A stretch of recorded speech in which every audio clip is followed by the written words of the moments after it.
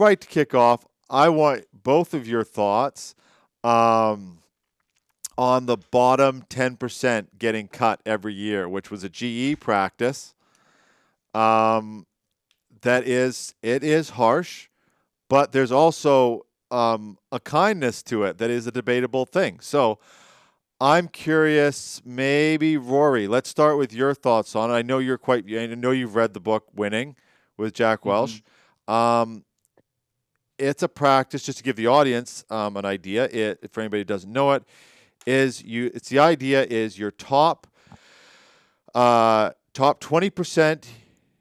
You give them all the love and the money and the opportunity, and you just try to just heap of praise on them. The middle 70, you try to basically incentivize them to compete to get into that top 20% and provide training and support. And then the bottom 10% over a period, and this should be clarified, over a period of at least a year. You don't just, oh, you're not performing good this month, you're gone. Over a period of a year, you try to work with them, but at the end of the year, if they're still in the bottom 10%, and it takes a lot of candor so that they know during that year that they're in the bottom 10, they are let go from the company, and they find an area that they're better suited for. That's the basic premise. Rory, your thoughts on it?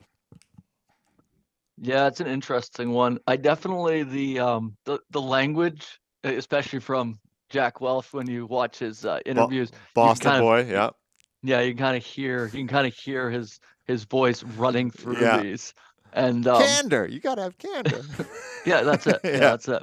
Um and the so I mean it sounds pretty harsh. I think when you get down to it, like if you're running a company, I think the big thing is like especially on the bottom 10, I think that's the key. Is like having a lot of candor, basically letting them know what opportunities there are to kind of basically progress into the 70%. And sometimes what the one thing he does talk about too is sometimes it's they're in the wrong role. Yeah. So you actually you help them figure out, you even help them with the new opportunity just because they're in the wrong role.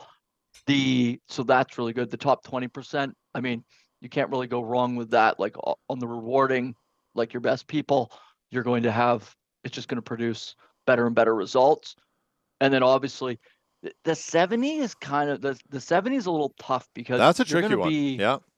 that's a lot of people. Like if you get into a larger organization, I think there's probably a lot to debate on that. And I mean, GE was doing phenomenal and then phenomenal until sort of the Then they Well, implosion went. and happened. that is part of the discussion is that Hmm. a lot of those amazing practices, very running it very flat and get everybody just sort of takes care of their own little silos, and well, those silos were not being overseen, They were or borrowing profits from each other to make sure they beat every quarterly earnings for quarter after quarter. They were a Wall Street darling, and it eventually and it caught would up with them seem because like those probably some people of those top 20%ers were there was some reasons their performance was so good. So that is part of the discussion, absolutely. and that's why I thought, well, should we even? Well, yeah, but that's part of why it is an interesting topic. Roy, what Hmm. are your just? I mean, uh, we could do hours on this, but just what are your thoughts on it initially? I've read a lot of business books, including that one, and you take some things from it, but uh, it's very dangerous to try to emulate some of these businesses for a few reasons. One, Mm, we're not a GE. yeah, We don't provide that service. We're not that size. Uh, Secondly, our vision and mission are far different than GE was, or Nike, or Apple. So for businesses, you really have to understand what you're trying to do. At Cementation, we didn't lay off people for quite a while. I think over COVID they found it necessary, but it's how do you define that 10%? Like really, uh, and Rory alluded to it as well. Uh, is it a management issue? if you're talking to someone saying, "Oh, you're in the bottom 10%," well, my boss never challenged me. I make it to work every day. I do what I'm told. Uh, I mean, if there's some people that are obviously not suited for the job, then you have to deal with that.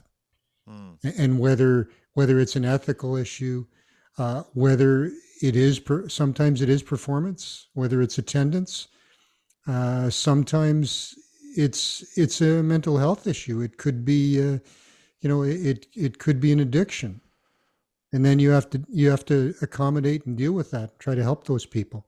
So it's these kind of blanket generalizations.